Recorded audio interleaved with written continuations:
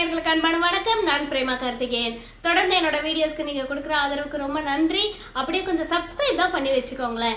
இன்னைக்கு என்ன பார்க்க போறோம்னா, இந்த செவருன்னு எத்தனை பேரை தான் காவு வாங்குமோ அப்படின்ற மாதிரி தொடர்ந்து அங்கேயும் இங்கேயுமா என்ன சுத்தியும் உங்களை சுத்தியும் நடக்கிற ஒரு பிரச்சனை என்னன்னா, 5000 ரூபாயிலிருந்து மினிமம் மேக்ஸிமம் பல லட்சங்களை இழந்துக்கிட்டே வராங்க இந்த ட்ரேடிங்கில்.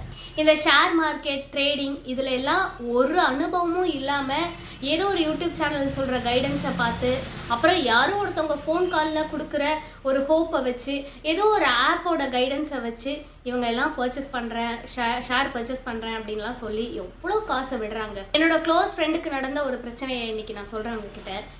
அவங்களுக்கு மேரேஜ் ஆகி ஒரு 4 இயர்ஸ் ஆகுது. ஐடியில் ஒர்க் பண்ணுறாங்க. அப்படி நல்லா ஒர்க் பண்ணியுமே ஒரு செகண்ட் இன்கம் வேணும் அப்படின்றதுக்காக தான் இந்த ஷேர் மார்க்கெட்டுக்குள்ளேயே வந்தாங்க. ஷேர் மார்க்கெட்டில் முதல்லையே தெரிஞ்சிச்சு அவங்களுக்கு கொஞ்சம் கொஞ்சமாக பணத்தை இழக்கிறோன்னு சொல்லி.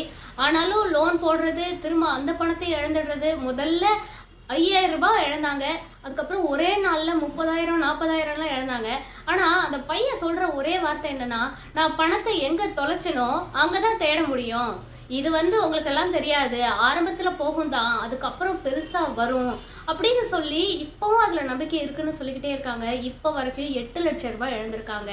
ஆல்ரெடி அவங்களோட பூர்வீக சொத்தை விற்று கடன் அடைச்சிட்டாங்க பாதி. இருந்தாலும் இன்னமும் அவங்க அதை விட்டு வெளியிலேயே வரமாட்டேன்றாங்க. எல்லாரும் குடும்பத்தில் சொத்து வைக்கும் போது திட்டினாங்க. அப்போ கொஞ்ச நாள் நான் எதுவும் பண்ண மாட்டேன் அப்படின்னு சொல்லி ஒழுங்காக இருந்தவங்க தான். ஆனால் அடுத்த ஒரு 6 மாதத்துலேயே திரும்பவும் அதில் தான் வரேன் அப்படின்றாங்க. அவங்களால அதுலேருந்து வெளியில் கம்ப்ளீட்டாக வரவே முடியல. டாக்டர்ஸ் கிட்டலாம் கூட்டிகிட்டு போய் காட்டலாமா அப்படின்ற அளவுக்கு கூட அவங்க திங்க் பண்ணுறாங்க. அதுக்கும் கோஆப்ரேட் பண்ணவே மாட்டேன்றாங்க. இத்தனைக்கும் கல்யாணம் ஆகி அந்த மனைவியோட நகைகளெல்லாம் வச்சுட்டாங்க. எதுவுமே இப்போ கையில் இல்லை. அப்பப்போ வர்ற வருமானமும் எல்லாமே லோன் அடைக்கவே தான் அவங்களுக்கு சரியாக இருக்குது. என்ன பண்ணுறதுனே தெரியாமல் அப்படியே திக்கு தேசம் தெரியாமல் இருக்காங்க.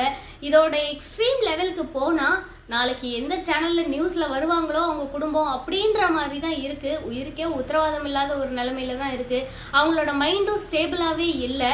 எந்த பணமும் சம்பாதிக்க வேணாம், ஐடியில் இருக்கிற சம்பளம் மட்டும் போதும் அப்படின்னு சொன்னாலும் ஒரு நேரம் கன்வின்ஸ் ஆகுறாங்க, இன்னொரு நேரம் மனசு தாவிக்கிட்டே தான் இருக்குது.